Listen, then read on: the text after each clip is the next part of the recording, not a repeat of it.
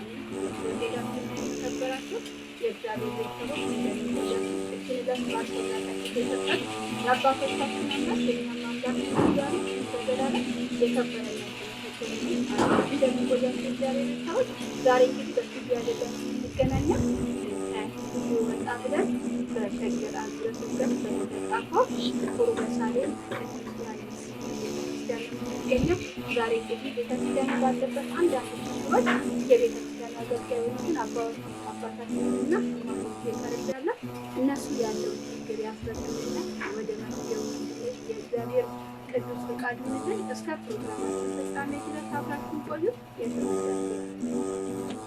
በስመ አብ ወወልድ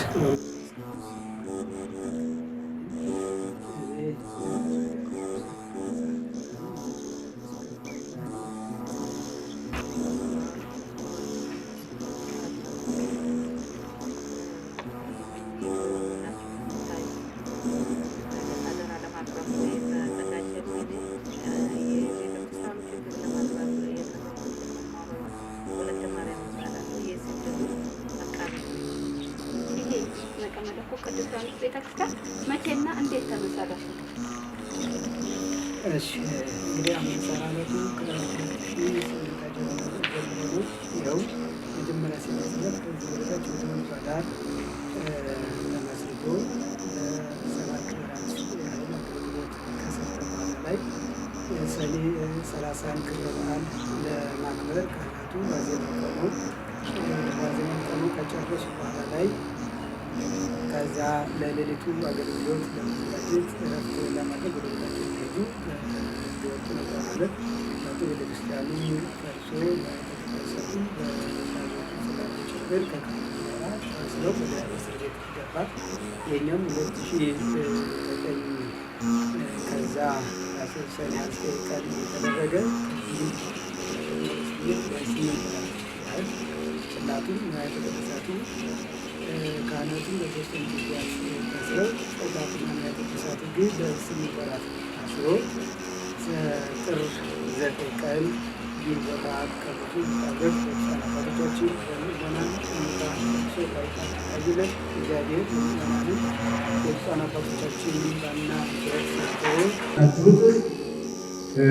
በለገጣፎ ክፍለ ከተማ ቅርበ ሳሌም መጥምቀ መለኮት ቅዱስ ዮሐንስ የሚባል ቤተክርስቲያን።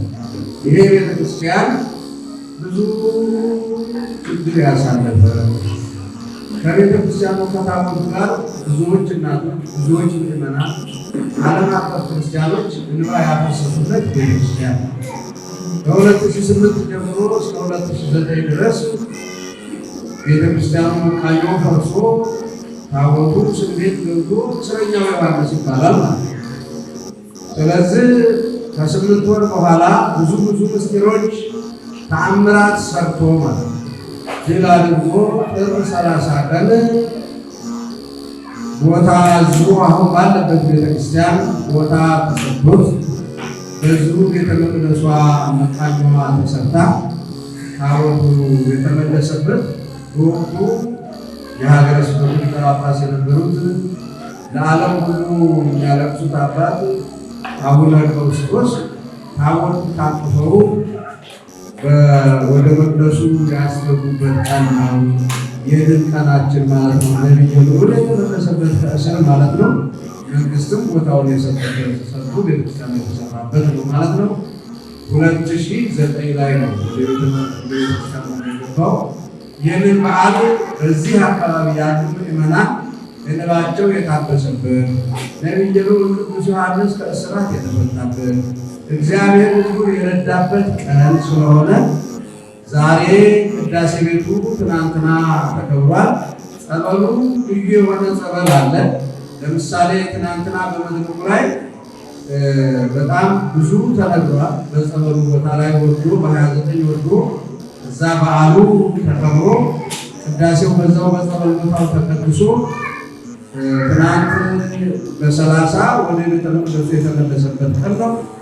ይህንን አያይዞ ነው እነዚህ ማህበራትም አብረው በዓሉን ሲያከብሩ ሰንብተው አሁን ወደዚህ በዚህ ቦታ ደግሞ ተገኝተው አገልግሎቱ የ11ኛውን የነዛ የዲቢያውያን ሰማዕታት የሚያስቡበት ቀን ከሰማዕቱ ከመጡ ከመለኮት ከቅዱስ ዮሐንስ ጋር መከራውንም አያይዘው ማለት ነው።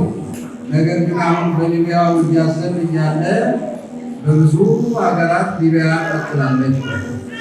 ሀገራችንም እንደዛ እየሞካከረች ነው። እያየን ባሉ ስለሆነ በየትኛው ቦታ ክርስቲያኖችን ማለት ነው። ይህንን እግዚአብሔር በቃል ኪዳኑ መጥምቀ መለኮት ቅዱስ ዮሐንስ ያቆምልን፣ አጽራረ ቤተክርስቲያንን ያስታግስልን፣ እንደ አይነት ሰዎች ቡና ይስጥልን። የክርስቲያኖች መሞት የክርስቲያኖች መሰደድ በቃ ይበላል። ይህንን እንላለን። ከዛ በመቀጠል በዓሉ በዚህ መልኩ ሲከበር ይህንን ይመስላል። ሌላው በዚህ ዓመተ ምሕረት ሰበካ ጉባኤው የጀመረው አንድ ሀሳብ አለ ነው። እሱ ምንድነው? በኋላ በሚዲያ ልታዩት ትችላላችሁ። ከዚህ ከቤተ ክርስቲያኑ መውጫ መግቢያ ላይ ለሌላ ሰዎች ተሰጥቷል። የእስልምና ተከታዮች ናቸው። ሰበካ ጉባኤው ቦታው ይከተል እያለ እየጠየቀ ነው ያለ። እነዛ ሰዎቹ መውጫ መግቢያ አልከለከሉም። ነገር ግን ከነሱ ተወስዶ ለኢንቨስትመንት ለሌላ ሰው ሊሰጥ ነው ሲባል በሩ ከተዘጋ የዮሐንስ በር ህዝቡ ቤት ይወጣል ይገባል።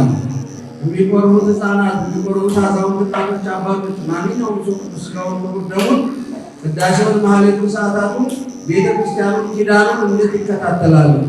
በሩ ተዘጋ ምን ይበጀናል? ከነበረው መከራ የከፋ መከራ ስለሆነ ለሌላ ባለሀብት መሰጠት የለብንም፣ ቦታው ለእኛ ይሰጠን ብለን ጠይቀን 15 ሚሊዮን ብር ለግምት የሚሆን ክፈሉ ተብለን ስንለምን ከርመናል። ለጊዜው ያገኘነው 10 ሚሊዮን ብቻ ነው። ቀሪ እንግዲህ 5 ሚሊዮን ይቀራል ማለት ነው። ይህንን ይዘን መንግስትን ጠይቀናል። መንግስትን ጥሩ ተስፋ ሰጥቶናል። የቤተክርስቲያኑ በር መዘጋት የለበት ብሎ ሰበካ ጉባኤዎቹ ህዝቡ አብሮ ሂዶ ከንቲባው ጽሕፈት ቤት ሸገር ከተማ ማለት ነው ተጠይቆ በእውነት ከንቲባው ጥሩ መልስ ሰጥተዋል። ይህን ግን ስንሰሙ በውጭ በየትኛው ማለት ያላችሁ ማለት ነው። ሌላው ቅድም አካውንት ነገር ሲሉ ነበር መምህራችን መጋቢት እና አካውንቱ ለመሬቱ የሚሰበሰቡበት ገንዘብ 1024 45 501 ነው። በቃል ያሱ ሁልጊዜ ተረጋግጠው ስለሆነ ማለት ነው። የተለያዩ ሚዲያዎችን መነጋገሪያ ያደርገውታል እና እኛም ብዙ መከራ አሳልፈናል። የደከሙልን ሚዲያዎች አሉ። በጣም የረዱን ማለት ነው። ብዙ ናቸው። አሁን ስማቸውን መጥራት አንዱን አንስቼ አንዱን እንዳለን የደከሙልን አሉ። በዛ ምክንያት የተለያዩ ሀሳቦችም ሲስተናገዱ እና ሀሳቡ ብቻ ነው የበዛው እንጂ ገንዘቡ ብዙም አጥጋቢ ነገር አይደለም። ለምን በቦታው ከንቲባው ያሉ ነገር ነው። መሬቱን በሙሉ አንስተን ለልማትም መስራት አለበት። ምክንያቱም ቦታውን ዝም ብሎ ሰጠን ጾም የሚያደርግ ከሆነ የአካባቢው ማህበረሰብም ቤት ያስፈልገዋል። የንግድ ቦታ ቤተክርስቲያኖች ትስራ እንደ አዲስ አበባ ቤተክርስቲያናት እንደነ ቅዱስ ልደታ እንደነ ቅዱስ ዑራኤል ሌሎችም ወዘተ እንደሚያለሙት እናንተም አሉ የሚባል ቃልን አስተላልፎልናል። ያን ሁሉ ለመፈጸም ገንዘብ ያስፈልጋል።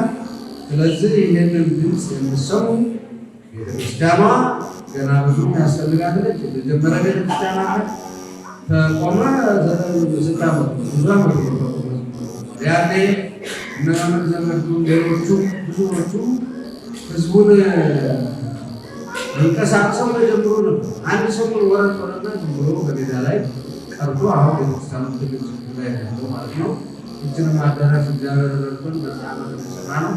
አሁን ቤት የለው ቤተክርስቲያን ማለት ብዙ ችግር አለ ቤተክርስቲያኑ። ስለዚህ ቦታውን ከተሰጠን ስራ ይጠይቃል። ቦታውን ካልሰራንበት ይወሰዳል። ይህን ለማድረግም እጅግ ያስፈልጋል። ብዙ ስራዎች አሉ። ግለሰቦች እንደገና ከዚህ መንፈር ላይ ሸጠን ሌላ ለባላት ሸጠን እንሄዳለን የሚባል ወሬ ተሰማ። ባላት እንደጋለና የተለያዩ ባላቶች ይመጡ። ግማሾቹ ሃይማኖት ተከታይ፣ ግማሾቹ ሃይማኖት ተከታይ ውጭ ናቸው። የሃይማኖት ተከታዮች የሆኑት ምዕመናን የቤተክርስቲያን ከሆነ ቤተክርስቲያን ዘግተን በረዘግተን ልንሰራ ይገባል ብለው ስለ ሃይማኖታችን ጭን ተቆርቁረው አንገዳግረው ተመልሰው ሄደዋል። ሌላ ግን ከሃይማኖቱ ውጭ ያልነበረ ሰው ገና ዛሬ ቤተክርስቲያንን አገኘዋል፣ ክርስቲያን ላይ ገባች። እዚህ ይህንን በሙሉ ዘግቼ ቤተክርስቲያን መውጫ መግቢያ አሳጥቼ እኔ ሰርቼ እኖራለሁ የሚል ሀሳብ ወሬ ጭምር ተነግሮ ይህ ቤተክርስቲያን የሚዘጋብን ሲል እኛ ደግሞ ወደ መንግስት ጩኸት አደረገ። ምዕመናን መውጫ መግባት ማስቀደሻ ነው ስርዓታዊ ለዚህ ይሄኛው በሩ ለሚዘጋብን እዚህ ቦታው ለግለሰብ ከመሰጠቱ ቀርቶ ወደ ቤተክርስቲያን ላይ ይካተቱ በሚሰጠ ነው ጥያቄ ያቀረበ እና እዚህ በየበሩ እጅግ አገልጋይ የሆነ የበሩ መዘጋት ነው። ነገር ግን ከበሩ መዘጋት በተጨማሪ ደግሞ ይህ ከትር ባላል እበቱ አለ፣ አዛጎ አለ።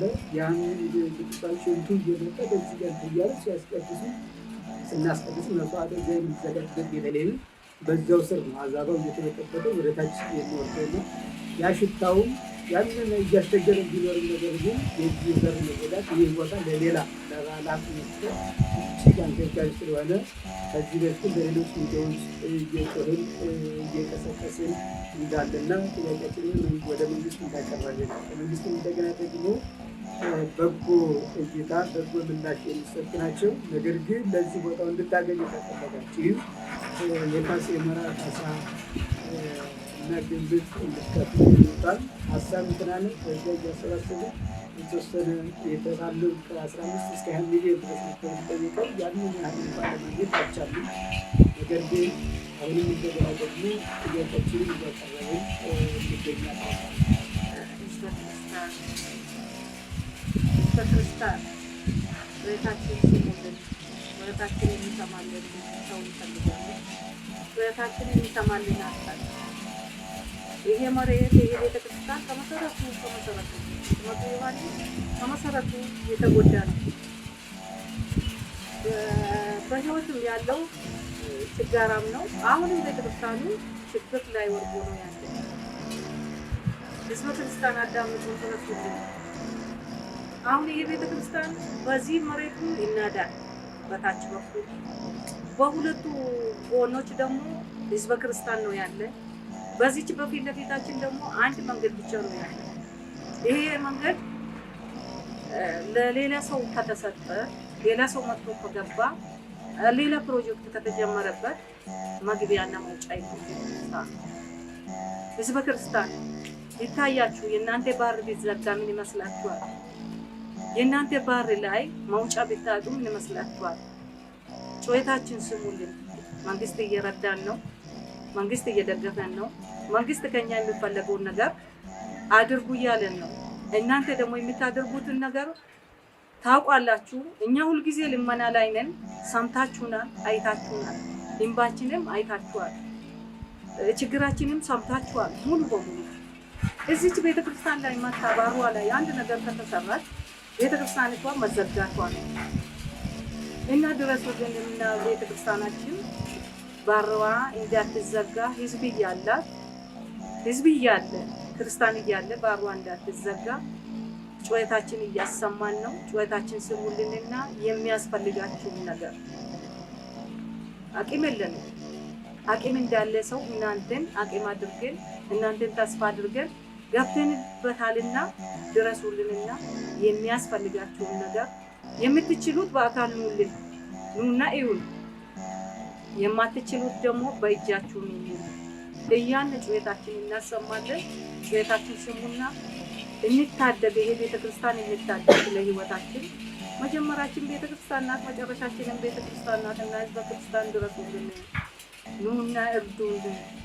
ኑና የምትፈልገውን ነገር ከጎናችሁ ቆማችሁ ይህንን መሬት አንድ ነገር በጊዜው እቺ ቦታ ተሰጣጣለ ታሰከስ መፋታቱ ለይያየሉ ከዛም እንደዳደሉ ከታች ከፍ ብለው ወደ ሜዳዋ አጣላይ እቺ ቦታ ተሰጣጣለ መባሏን እንጂ መሬቱን ከመሬቱን አልተረዳንም፣ አላየንም። እኛ ደስታችን ጽላቱ ከስሩት መፈታት የቦታው ምንነት እንደሚመስል የቦታው ከዛ መፈታት እና እዚህ ቦታ ላይ ደግሞ ዝቅ ከፍ ነው። እዚህ መሰጠታችን ይቻላል።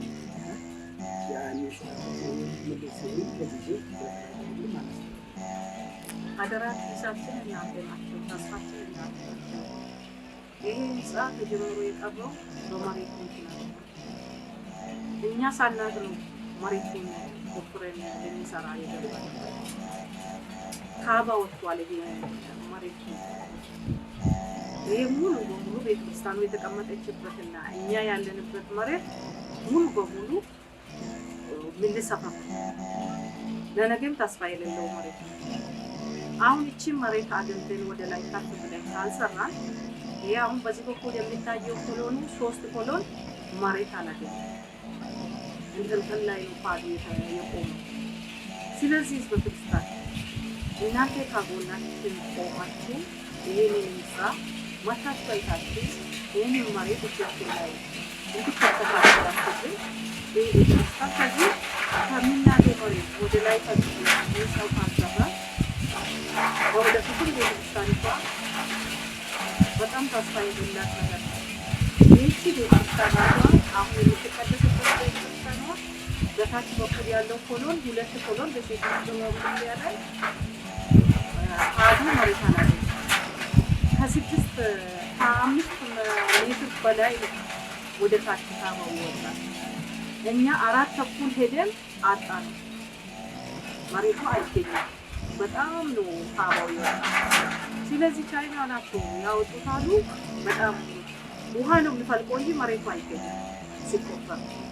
ስለዚህ ህዝበ ክርስቲያን እቺ ቤተክርስቲያን ድሃ ቤተክርስቲያን ናት። ግን ህዝቡ እያለ ድሃ አይደለችም። ህዝቡ አለ አልሰማም አላየም ብለን እዚህ አደባባይ ላይ ቆመን የማይገባል። ስለዚህ ድረሱና ይሄንን ቤተክርስቲያን እንታደጋት። እናንተን ተስፋ አድርገናል። እናንተ ኪሳችን ናችሁ፣ እናንተ ተስፋችን ናችሁ ብለን እናንተን ተስፋ አድርገን ይሄንን ነገር ጀምረናል። ፍጻሜውን እኛ ጋር እንድትሆኑልን አደራ እንላለን። እሺ እንግዲህ እስካሁን የነበረው ችግር ነው። ነገር ግን የአመቱ ተመለከ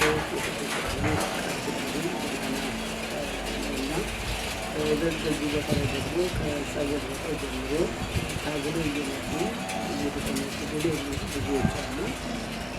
እዚህ መጥተው እምነትን ተከስተው ጸበልን ጠጥተው የተቀደሱ ልጆች አሉ። ረድኤተ እግዚአብሔር ያለበት መንፈስ ቅዱስ ያደረበት መጥምቀ መለኮት ቅዱስ ዮሐንስ በቃል ኪዳኑ ልጆችን የሚጎበኙበት ነውና ስለዚህ ከመጥምቀ መለኮት ቅዱስ ዮሐንስ ቃል ኪዳን እንድትሳተፉ እያልን በጸሎታችሁም በገንዘባችሁም ከዚያም ገንዘቡ ባይኖራችሁ በአካል መጣችሁ እየተማጸናችሁ አይዟችሁ እንድትሉ ይኸኛው የመጨረሻችን መልዕክት ነው። ረድኤተ እግዚአብሔር ከሁላችን ጋር ይሁን። መጥምቀ መለኮት ቅዱስ ዮሐንስ ቃል ኪዳኑ በሁላችን ያሳድርብን። ለምን ሚዲያ ብዙ ጊዜ በሚዲያ እንጨዋለን። ሚዲያ ላይ እውነትም አለ ውሸትም አለ። ግን ሁላችሁም ሰው ካላችሁ በሰው ላኩ ለማየትና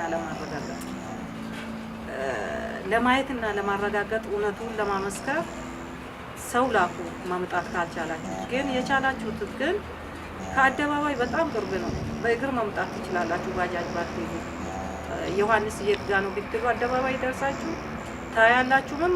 ሰውም ይልካችኋል። ማምጣት ትችላላችሁ። ቅርብ ነው ከአባ ክሮስ ጋር እና በአይናችሁ ደርሳችሁ ቢታዩ አምናችሁ ችግሩን እናንተም ለሌላ ሊታጋሩ ትችላላችሁ። ሚዲያ ላይ ብዙ ልመና ስለሚበዛ ያ ልመና የተለመደ ነው ብላችሁ ዝም አትበሉ። የተለመደ ነው ብላችሁ ዝም ብላችሁናል። ብዙ ጊዜ እያስተላለፍን ነው። መታችሁ አላያችሁንም። መጥቶም ያየን አለ።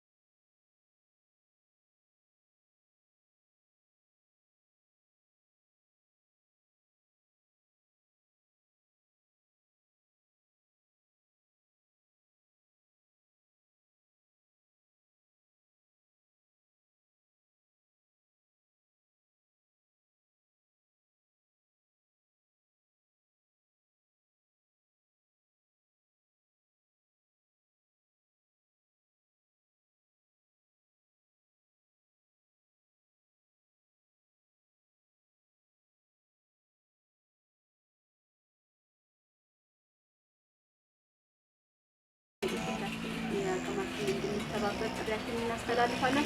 ቤተክርስቲያን የሚገኘው በሸገር ሲቲ ከጣፎ አባቶች ቤተክርስቲያን በኮብልስቶን ትንሽ ገባ እንዳላችሁ የቅዱስ ዮሐንስ ቤተክርስቲያን ታገኙታላችሁ። መጣችሁ ሁላችሁ እባካችሁ እንግዲህ ቤተክርስቲያን እንዳትሄዱ ታደርጉ ማህበረ ተዋሕዶ ኦርቶዶክስ ጥሪ ያስተላልፋል።